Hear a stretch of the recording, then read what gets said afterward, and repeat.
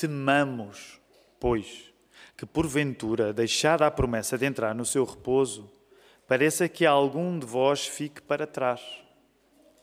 Porque também a nós foram pregadas as boas novas, como a eles, mas a palavra da pregação nada lhes aproveitou, porquanto não estava misturada com a fé naqueles que a ouviram. Porque nós, os que temos crido, entramos no repouso, tal como disse. Assim jurei na minha ira que não entrarão no meu repouso, embora as suas obras estivessem acabadas desde a fundação do mundo. Porque em certo lugar disse assim do dia 7º, e repousou Deus de todas as suas obras no 7º dia. E outra vez neste lugar, não entrarão no meu repouso. Visto, pois, que resta que alguns entrem nele, e que aqueles a quem primeiro foram pregadas as boas novas não entraram por causa da desobediência, determina outra vez um certo dia, hoje, dizendo por David, muito tempo depois, como está dito, hoje, se ouvires a sua voz, não endureçais o vosso coração. Porque se Josué lhes houvesse dado repouso, não falaria depois disso de outro dia. Portanto, resta ainda um repouso para o povo de Deus. Porque aquele que entrou no seu repouso, ele próprio repousou de suas obras, como Deus das suas. Procuremos, pois, entrar naquele repouso, para que ninguém caia no mesmo exemplo de desobediência. Porque a palavra de Deus é viva e eficaz, e mais penetrante do que qualquer espada de 2 gumes, e penetra até à divisão da alma e do espírito e das juntas e medulas, e é apta para discernir os pensamentos e intenções do coração. E não há criatura alguma encoberta diante dele. Antes, todas as coisas estão nuas e patentes aos olhos daquele com quem temos de tratar. Visto que temos um grande sacerdote, Jesus, Filho de Deus, que penetrou nos céus, retenhamos firmemente a nossa confissão. Porque não temos um sumo sacerdote que não possa compadecer-se das nossas fraquezas, porém um que, como nós, em tudo foi tentado, mas sem pecado. Cheguemos, pois, com confiança ao trono da graça, para que possamos alcançar misericórdia e achar graça, a fim de sermos ajudados em tempo oportuno. Se Deus quiser, depois no final ainda temos mais tempo para conviver uns com os outros. Estamos tão contentes, queridos irmãos. A verdade é que, vez após vez, nós repetimos isto. Quando vem esta casa de oração, ou qualquer outra casa de oração, que lhe apresenta a palavra de Deus, muitas vezes vai encontrar um grande alívio, outras vezes vai ter outro tipo de sentimentos. É precisamente com esta mistura, uma vez mais, de sentimentos que nós temos no nosso coração, tendo em conta a partida da nossa irmã Manuela. Mas estamos aqui para continuar a celebrar que Deus é bom, e por isso mesmo o texto que eu vos quero pregar nesta manhã, não achem estranho já o título da mensagem, mas a mensagem chama-se A Arte Cristã. Quem fixou? A arte cristã de desconfiar. A arte cristã de desconfiar. Como assim a arte cristã de desconfiar? Eu pensei que o nosso negócio como cristãos era confiar, era ser pessoa de fé. E sim, é verdade. Quando tu és crente, o teu negócio é confiares em Deus. Mas há uma coisa que eu te quero dizer com a palavra aberta, e tu já vais poder concordar comigo. Ter fé em Cristo também implica sabermos desconfiar. Desconfiar do quê? Quando tu és cristão, tu desconfias de todas as formas de descanso que são feitas no nosso próprio poder. Essa afirmação assim bem radical que Jesus está a fazer para nós também esta manhã. Ele é o único onde tu podes realmente desconfiar. Todas as outras alternativas de descanso, sejam firmes no teu poder ou no poder de alguém, não são formas de descanso real. E por isso, em relação a todas as outras alternativas de descanso, nós somos chamados a desconfiar delas, a exercer a arte cristã de desconfiar de tudo aquilo que te promete descanso, que não é Jesus. E é por isso que, uma vez mais, vamos invocar o nome dele, para que o plano que ele tem para a pregação da sua palavra seja cumprida neste momento. Vamos orar. Querido Deus, é muito bom estar ao domingo na tua igreja, até em domingos que são marcados pela saudade. É melhor estarmos a passar saudades aqui do que noutro lugar qualquer, tentando esquecer as coisas que são difíceis na vida. Porque Tu és um Deus que tem vida eterna para nos dar. E por isso, até quando nós nos separamos daqueles que amamos, nós confiamos em Ti, Senhor. Nós agradecemos-Te o privilégio que Tu nos dás de, ao chegarmos aqui, termos saúde para aqui chegar, termos pessoas à nossa volta. Já tivemos um outro turno, um outro culto, Senhor, onde esta casa esteve cheia de pessoas a adorar o Teu nome e até aqueles que, como eu, estão a fazê-lo pela segunda vez, nós estamos satisfeitos por estar aqui, a louvar o Teu nome. Senhor, nós reconhecemos, no entanto, que muitos podem ser atraídos para aqui que não estejam a sentir tão satisfeitos assim. E nós queremos pedir por eles, nós queremos interceder por eles, Senhor. Que Tu lhes possas dar neste momento, através da pregação da Tua palavra, o descanso que eles precisam.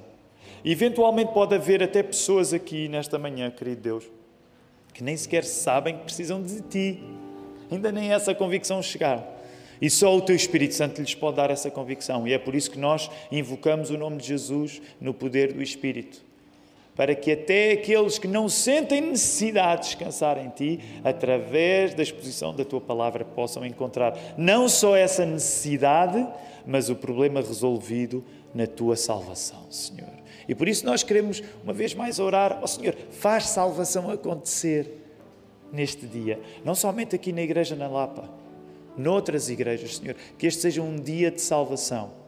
É isso que nós queremos pedir-Te agora, reconhecendo o problema dos nossos pecados, que nos afastarem de Ti e reconhecendo que muitas vezes vimos com reservas. Retira as reservas. Retira o poder do pecado na nossa vida, para que este seja o momento em que nós nos encontramos contigo através da Tua palavra. Nós oramos isto tudo no nome de Jesus. A igreja pode responder? Amém. Quero convidar-te, olha lá para o capítulo 4. Nós já lemos o capítulo 4. Quando nós começámos esta série de mensagens, há um mês e pouco, dedicámos um sermão, foi só para ler a carta aos Hebreus do início ao fim. E agora que estamos a avançar, estamos mais ou menos a avançar um capítulo por domingo, às vezes podemos fazer algumas ênfases, mas hoje temos um capítulo 4. E deixa-me perguntar, não precisas de te manifestar, mas quando leste este capítulo 4, foi tudo claro para ti? Quando ouviste a leitura da palavra, foi tudo claro para ti? Não precisas de manifestar, mas é uma pergunta que eu te quero fazer. Foi tudo claro? Nem sempre, quando nós ouvimos a leitura da Bíblia, as coisas são claras. É por isso que é necessário que haja pregação da palavra, para que, dependentes do Espírito Santo, com a palavra aberta, nós possamos distinguir aquilo que já entendemos e compreender um pouco mais aquilo que não entendemos. E eu quero chamar a tua atenção para isto, porque há uma coisa logo muito curiosa neste capítulo 4. Olha aí o primeiro verso. Marca o primeiro verso e marca o último. Claro, se estiveres com a versão de papel é mais fácil fazeres isso. Se estiveres no telemóvel vais ter de andar para cima e para baixo muito rápido. Primeiro verso, olha lá, é uma coisa curiosa. O primeiro verso começa com temor. Dependendo da tradução que tu estás a usar, eu li há pouco na Almeida, na tradução Almeida Revista e Corrigida, mas, por exemplo, agora vou ler na Almeida século XXI. Diz assim: portanto, ainda que nos tenha sido deixada a promessa de entrarmos no seu descanso, tememos que algum de vós pareça ter falhado. Na tradução que lemos há pouco, aparecia no imperativo, temamos. Então esta é uma das coisas curiosas no texto que nós hoje temos pela frente. O primeiro verso chama-nos a desconfiar de alguma coisa. Somos chamados a desconfiar de alguma coisa. Curiosamente, se fores para o último verso, para o verso 16, independentemente da tradução que estiveres a usar, por exemplo, a que eu tenho aqui agora à frente, diz assim: portanto, aproximemo-nos com confiança do trono de graça para que recebamos misericórdia e encontremos graça a fim de sermos socorridos no momento oportuno. Dá vontade de perguntar. O primeiro verso diz-nos para desconfiar. O último diz para confiar. Em que é que nós ficamos? Que texto é este que nós temos hoje, que no primeiro passo nos chama a não ficarmos seguros, mas no último passo, no verso 16, nos chama a ficar seguros? Então, eu quero dizer uma coisa muito interessante acerca do texto bíblico que nós temos hoje.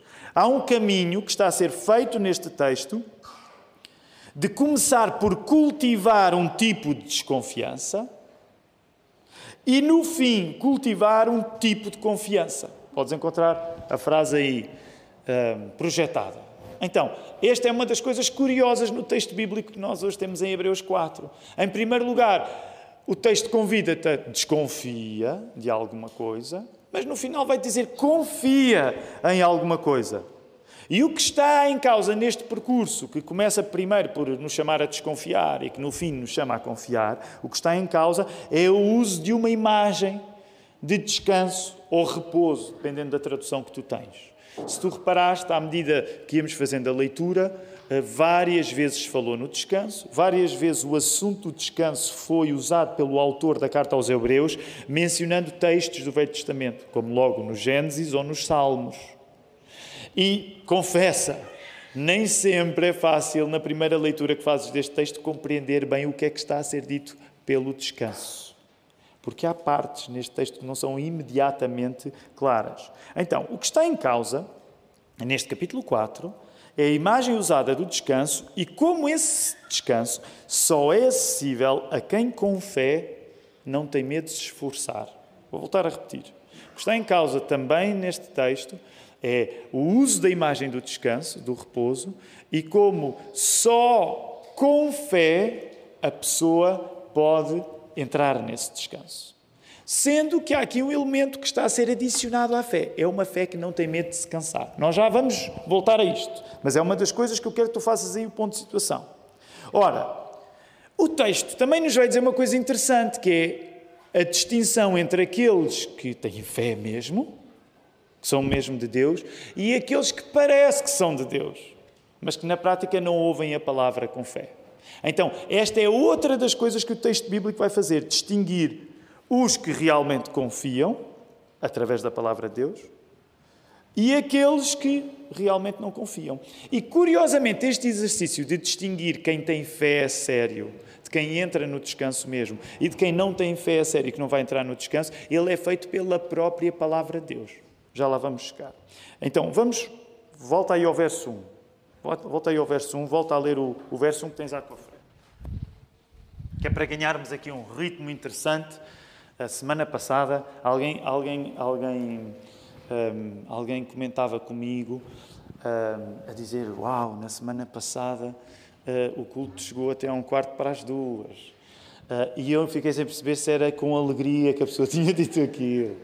Ou se era com hesitação. Então eu gostaria que o culto não acabasse tão tarde hoje, não é? Até porque muitos de vocês estão a pensar no almoço. Mas então vamos tentar ganhar um ritmo. Vamos aí até ao verso 1. Volta a ler o verso 1.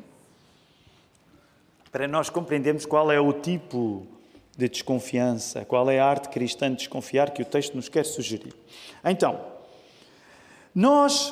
vou fazer uma generalização, eu creio que vocês concordarão comigo, nós fazemos parte de uma cultura especialmente hostil a tu aderires a alguma coisa que te assuste. Claro que, por um lado, nós gostamos de, recreativamente, apanhar uns sustos. Aliás, curiosamente, ontem, no convívio que nós tivemos para as pessoas que chegaram nos últimos 2 anos à igreja, o Marco fez jogos muito, muito engraçados, em que o Marco dizia: pessoas que gostam de andar na montanha-russa, de pessoas que não gostam. Então o grupo dividia-se, não é? Várias divisões. Esta foi uma das perguntas que o Marco fez. Provavelmente tu gostas de sentir assim uns calafrios, andares na montanha-russa. Mas o ponto que eu quero que tu reflitas é, de um modo geral, nós somos uma cultura com dificuldade a aderir a alguma coisa que pareça assustadora. Sim, nós gostamos de por exemplo, alguns gostam de ver filmes muito emocionantes, com emoções fortes, mas nós gostamos de pensar que essa exposição, vamos dizer assim, ela, no meio daquilo tudo, é seguro. A expor-nos porque não ficamos à mercê do risco. Mas a Bíblia está a ensinar-nos uma coisa interessante. Apesar de tu não gostares quando o teu sensor de conforto apita, a Bíblia está a ensinar-te que não é uma boa ideia tu estares seguro de que basta ouvir a palavra de Deus sem responder-lhe com fé.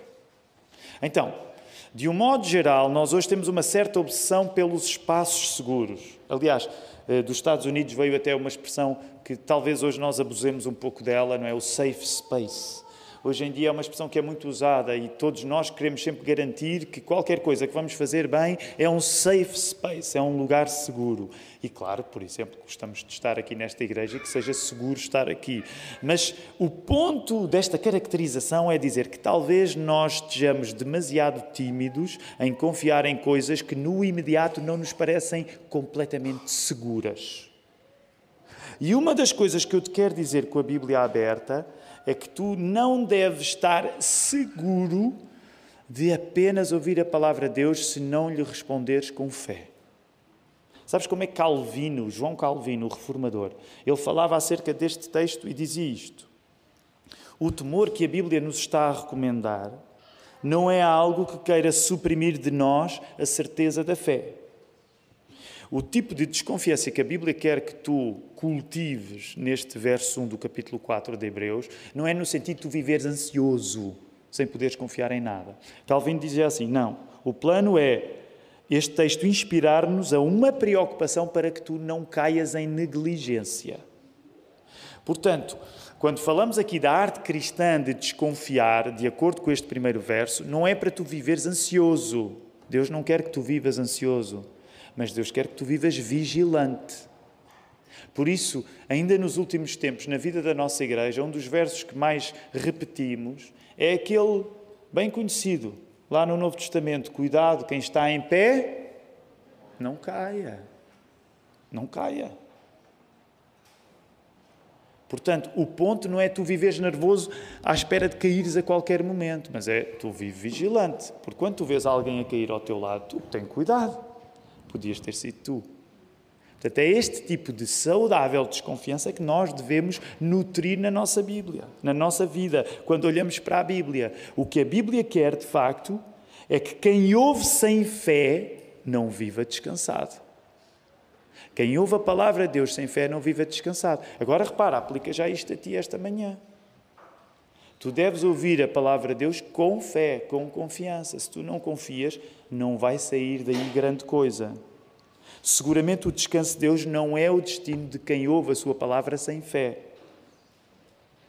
E nesse sentido nós podemos dizer, há uma bela forma de desconfiança que é a que devemos ter sobre nós mesmos quando vivemos sem fé. Há uma bela forma de desconfiança que é a que devemos ter sobre nós próprios quando vivemos sem fé. Agora dá vontade de perguntar, então o que é isso de viver sem fé? De acordo com este texto de Hebreus 4. Deixa-me falar-te assim rapidamente. O que é viver sem fé? Porque tu podes perguntar hoje, então, mas o que é que isso significa? O que é que significa eu viver sem fé? Viver sem fé é quando tu vives confiado, sobretudo no poder que te é mais visível. Viver sem fé é quando tu vives confiado no poder que te é mais visível. Que geralmente o poder que te é mais visível é o teu próprio poder ou o poder dos outros. Vou dar um exemplo bem tosco. Eu consegui pegar nesta garrafa d'água. Não é preciso um grande poder para isso, mas eu sei quando pego nela que consigo ter o poder de pegar nela. Curiosamente, ainda esta semana, numa visita pastoral que estávamos a fazer, ouvíamos a história de um irmão nosso que passou por um sarilho aí há pouco tempo, que caiu no quarto e não se conseguia levantar. Okay? Não se conseguia levantar. O ponto deste exemplo é, sempre que tu deixaste de a poder fazer, tu ganhas mais desconfiança acerca do teu próprio poder. Eu assumo que isto é natural para mim. Eu estou a levantar aqui esta garrafa com um pouco de água e assumo que posso contar no poder que eu vejo a acontecer. Mas deixa-me dizer o tipo de desconfiança que tu precisas. Tu precisas de desconfiar do poder só porque consegues vê-lo a acontecer. Viver sem fé é viver não colocando a confiança no poder de Deus. Sabes porquê é que nós não colocamos confiança no poder de Deus? Porque, ao contrário do nosso poder, nós não vemos o poder de Deus a acontecer à nossa frente. Então, quando tu vives sem fé, tu não colocas a confiança no poder de Deus por nos parecer demasiado invisível e, portanto, tu vives cético do que Deus faz através da sua palavra. Sabes que esta história de ver e não ver, de confiar num poder que se vê e não confiar num poder que não se vê, é aquilo que nos leva, e não fiz isto no primeiro turno, mas vamos lá. Sabes que é isto que nos leva a um dos textos mais conhecidos da Carta aos Hebreus. quando este mesmo autor vai explicar o que é ter fé. Estamos a falar do texto de Hebreus, capítulo, e tu sabes de cor. 11, avança lá, Hebreus 11, rapidamente. Sabes o que é fé? Por exemplo, nesta tradução diz assim: a fé é a garantia do que se espera, é a prova do que não se vê. Todos nós temos de admitir que uma das coisas mais difíceis na nossa vida é que nós tendemos a confiar no poder que nós vemos. O poder que nós não vemos, nós tendemos a desconfiar dele. E a definição que te está aqui a ser dada de fé é precisamente tu confiares no poder que te parece mais invisível de todos, que é o poder de Deus. Que tu não vês como o teu poder ou o poder de alguém ao teu lado. Daí que não é surpreendente que mais à frente o texto vá explicar como este processo de viver com fé funciona através das potencialidades da palavra de Deus. Já lá vamos chegar ao verso 12. Mas o ponto de situação que eu quero fazer contigo a esta altura é muito fácil para nós confiarmos naquilo que nós vemos. Mas o que eu te quero dizer com a Bíblia aberta é que o poder a que tu és chamado a confiar em Deus, muitas vezes tu não vais ver, mas tu vais ouvir, porque é através da palavra dele. E é por isso que tu ouves aqueles textos na Bíblia a dizer que a fé vem pelo ouvir, não vem pelo ver. Deixa-me dar um exemplo, já o partilhei há pouco.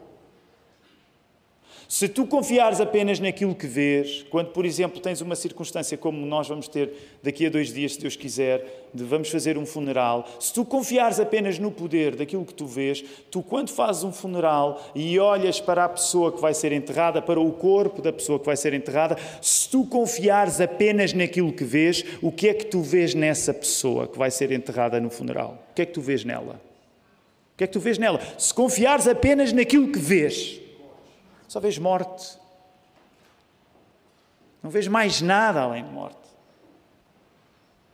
Mas se tu confiares num poder que vai além daquilo que vês, o poder da palavra do Senhor, tu podes num cenário de morte encontrar o quê? Vida. Uma das coisas mais bonitas, mais simples, mas mais bonitas que nós tivemos a oportunidade para dizer na quinta-feira, quando soubemos que a irmã Manuela tinha partido, sabes o que é que foi? Foi dizer assim: ela já descansa no Senhor. E alguém pode dizer: ei, estás mesmo enganado, vocês acreditam em cada coisa. É normal que tu não acredites nisso, quando aquilo que tu vês é a única coisa que te guia. Mas se tu fores guiado pela palavra de Deus, tu vais acreditar em muita coisa que não vês, porque a palavra de Deus é aquilo que te dá a certeza que isso é realidade. É isso que é fé. Por isso, por exemplo, um dos textos que há uns anos nós decorámos lá em casa, na casa da família Cavaco, 2 Coríntios 5:7, nós andamos... Porque andamos por fé e não por... Alguém sabe? E não por vista. E deixa-me dizer-te, quando tu vives sem fé, os olhos é tudo aquilo que tu precisas. Quando tu vives sem fé, só precisas daquilo que vês. Quando tu vives com fé, tu precisas daquilo que ouves. Tu precisas da palavra de Deus. E é interessante porque ainda agora partilhei convosco o exemplo da nossa irmã Manuela, que nós estamos confiantes que ela já está descansando no Senhor. E vamos então rapidamente até à figura do descanso, que é muito importante para nós aqui neste texto. E sabes, ela é complexa. Se tu fores estudar este texto a fundo, vais encontrar muitos debates acerca das conclusões que se tiram pelo facto do autor da carta aos Hebreus estar a usar a figura do descanso. Há uma coisa mais simples que eu quero partilhar contigo. Sem dúvida, quando falamos de descanso na Bíblia, uma das imagens que o descanso convoca é a imagem da travessia do povo judeu do Egito à Terra Prometida. De entrar no descanso, no sentido que era o povo saindo do cativeiro do faraó. Eles iam entrar onde? Onde é que eles iam entrar? Na Terra Prometida. Eles iam para Israel. Mas, ao mesmo tempo, quando tu lês a Bíblia, a imagem do descanso também passa para aquilo que é a vida eterna que nós temos em Jesus. Então, a imagem do descanso, biblicamente, é muito larga, porque vai desde a história que é invocada neste texto em relação à travessia no deserto, já a semana passada tínhamos visto isso acontecer, mas estamos a falar também no descanso no sentido espiritual, que é a esperança que nós temos que um dia nos vamos encontrar em Jesus.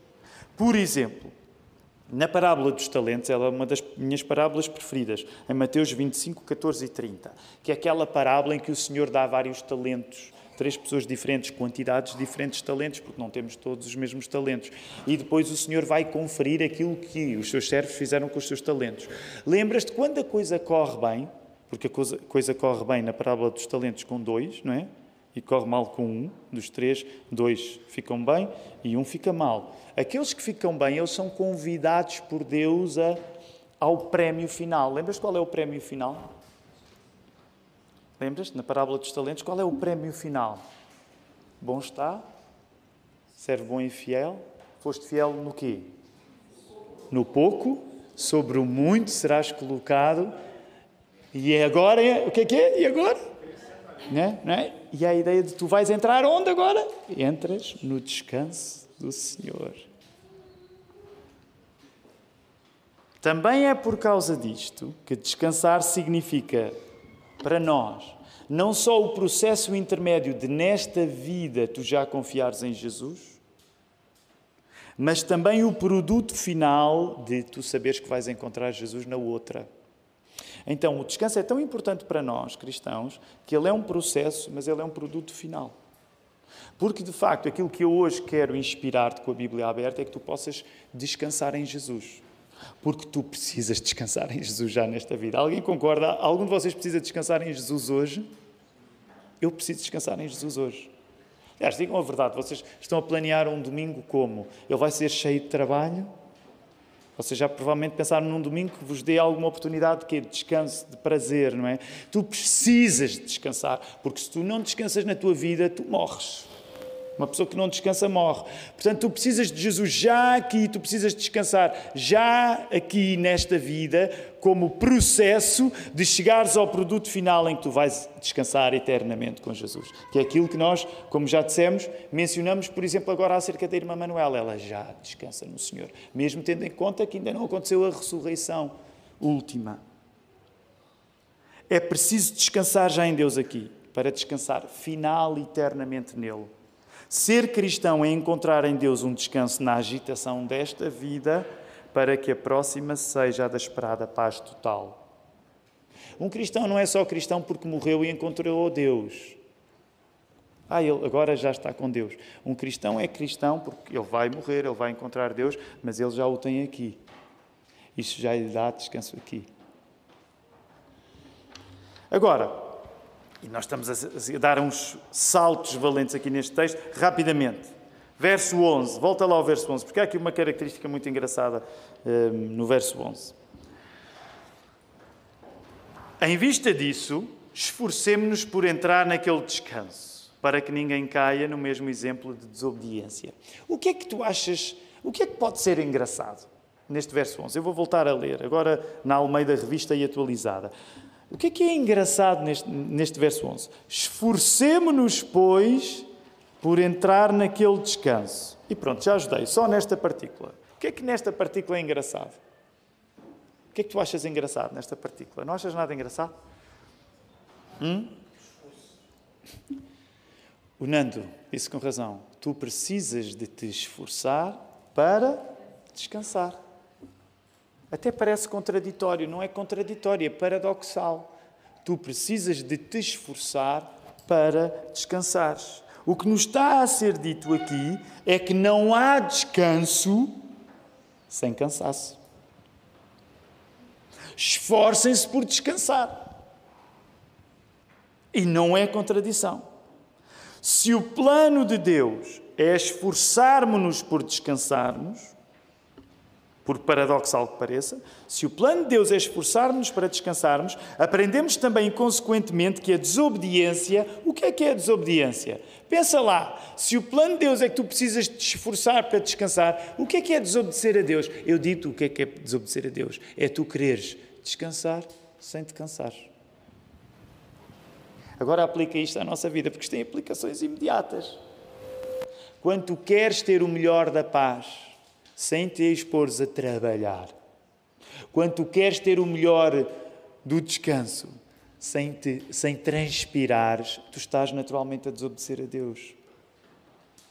Por isso mesmo é que nós sabemos que o trabalho é parte do plano divino. Agora, repare, isto tem aplicações inúmeras na nossa vida. Tu queres o bom, mas não estás pronto para lidar com o mau. Tu queres o descanso. Ai, que tens aí uns planos valentes para as tuas férias, mas não queres fazer nada antes.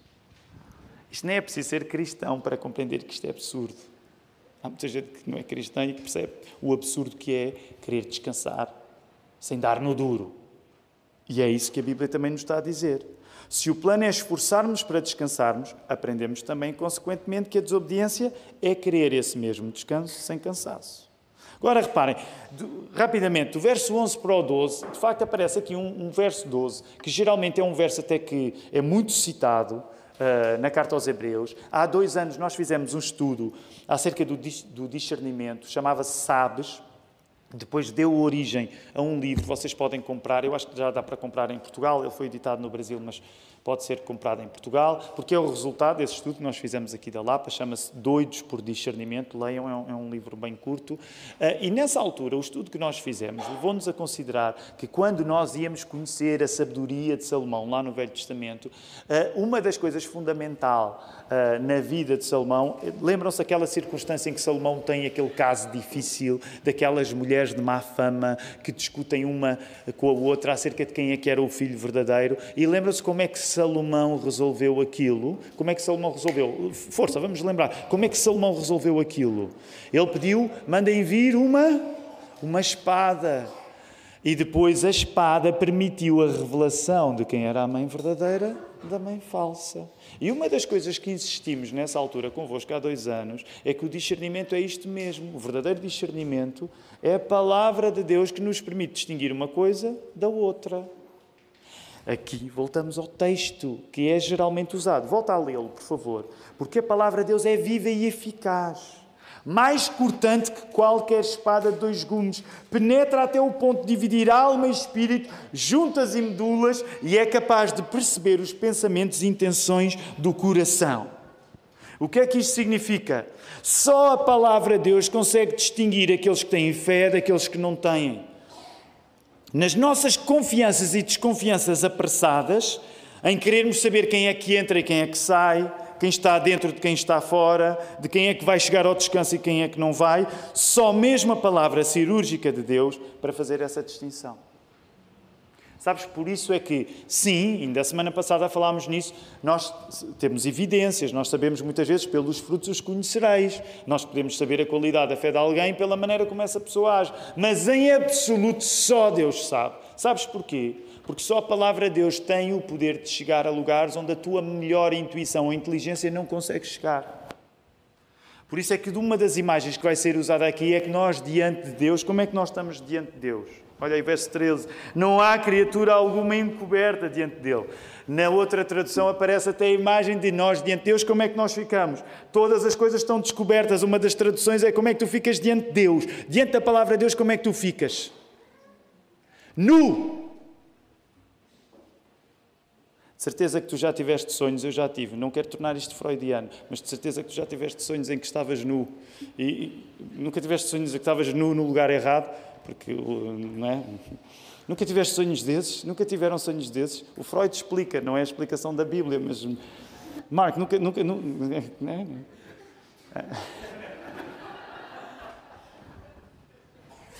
Não precisamos agora elaborar os lugares onde nos encontrávamos nus. Mas a ideia de nudez, nós gastámos 6 meses a falar acerca de Gênesis 3 para explicar o desconforto que Adão e Eva sentiram. Porque quando nós nos vemos quem realmente somos diante de Deus, os nossos pecados ficam à mostra e o que nós sentimos é vergonha. É vergonha. Por isso mesmo, o que aqui está a ser dito é que vai chegar um dia em que todos os bluffs de fé, todos os contrabandos de fé, todas as simulações de fé, elas têm os dias contados. Porque com Jesus, como diz o verso 13, nós vamos prestar contas. Não há nenhum homem que se consiga esconder. Sabes que isto dá-nos uma grande segurança também. Sabes porquê? Porque há muita injustiça que nós vemos nesta vida que não vai ser corrigida aqui. Por isso é que nós temos aquele texto, às vezes até podemos achar um pouco incómodo, mas que diz, o que é que o Senhor diz acerca da retribuição final? Ela pertence a quem? Minha é a vingança. E nós achamos o termo vingança um pouco hostil. Não há mentira que não vá ser descoberta diante do trono de juízo de Deus. Porque só a palavra de Deus chega lá. Eu não quero dizer isto de uma maneira assim que te deixe mal disposto. Mas tu podes andar a fingir muitos fingimentos. Permite-me a redundância. Tu podes andar a fingir muita coisa que não és. Mas isso com Deus não vai passar. Tu até podes enganar o pessoal aqui. Até podes enganar o pessoal na tua família. Até podes enganar o pessoal no teu trabalho. Até te podes enganar a ti próprio. Mas com Deus isso tem os dias contados. Diante de Jesus, a palavra de Deus vai onde a maior inteligência, a maior intuição não vai. E agora eu quero chamar a atenção, porque de repente o texto foi até aqui uma espécie de toada mais negativa. E de repente há um volte-face. Olha aí para o verso 14, 15, 16. Portanto, tivemos a construção da desconfiança. Desconfia de ti próprio quando vives sem fé. Olha que mesmo que finjas que tens fé, a palavra de Deus te vai revelar quem tu és. Então o tom ficou assim bem exame. Mas depois, no verso 14, parece que há um volte-face. E deixa-me dizer, que saboroso que é esse volte-face. Porquê? Porque agora deixamos de estar a falar no Jesus juiz e começamos a falar no Jesus advogado. E não é um mas, não é uma adversativa, não é uma contradição. É um portanto. Nós muitas vezes ficamos a pensar, se Jesus me vai julgar, eu só posso fugir dele, mas o que o texto vai dizer é que precisamente este Jesus, palavra de Deus, que vai onde mais nenhuma outra coisa vai, é esse Jesus em quem tu deves confiar. Olha aí a mudança de ritmo. Vou voltar a ler o verso 14, 15 e 16 para nos aproximarmos do fim. Portanto, tendo um grande sumo sacerdote, Jesus, o Filho de Deus, que entrou no céu, mantenhamos com firmeza a nossa declaração pública de fé, porque não temos um sumo sacerdote que não possa compadecer-se das nossas fraquezas. Porquê é que tu estás a fazer a tua fraqueza uma coisa que te afasta de Jesus? Quando tens um sumo sacerdote que tem paixão, compadecer tem a ver com esta ideia. Tem paixão em estar contigo, nesse sentido. Estar ao teu lado. E o texto vai continuar. Mas alguém que à nossa semelhança foi tentado em todas as coisas, porém sem pecado. Portanto, outra vez, aproximemo-nos com confiança. Isto começou com desconfia. E agora, aproxima-te com confiança do trono da graça, para que recebamos misericórdia e encontremos graça, a fim de sermos socorridos no momento oportuno. Qual é o momento oportuno para ti hoje? É hoje. É o dia ao qual tu chamas hoje. O problema que tu estás a viver hoje é para ser tratado hoje com Jesus. Porque Ele compadece de ti.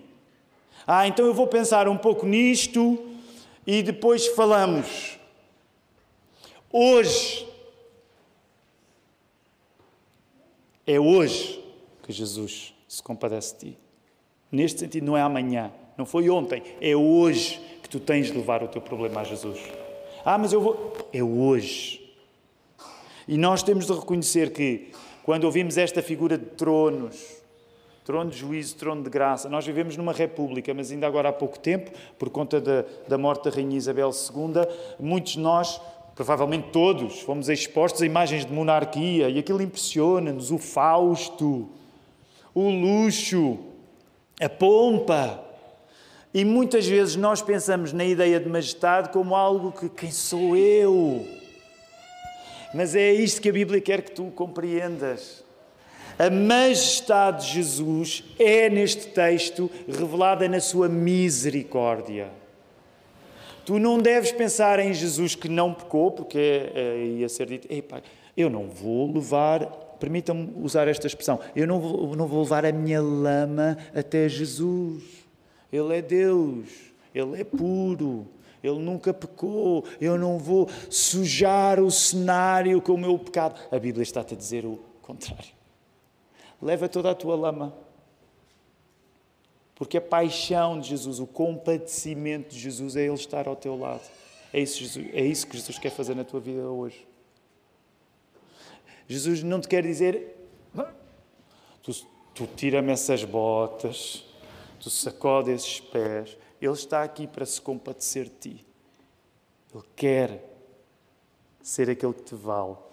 Não deixes que a majestade de Deus te seja distante quando é a misericórdia dessa majestade que te vai dar graça para a circunstância específica que tu vives hoje. Quero terminar dizendo-te isto.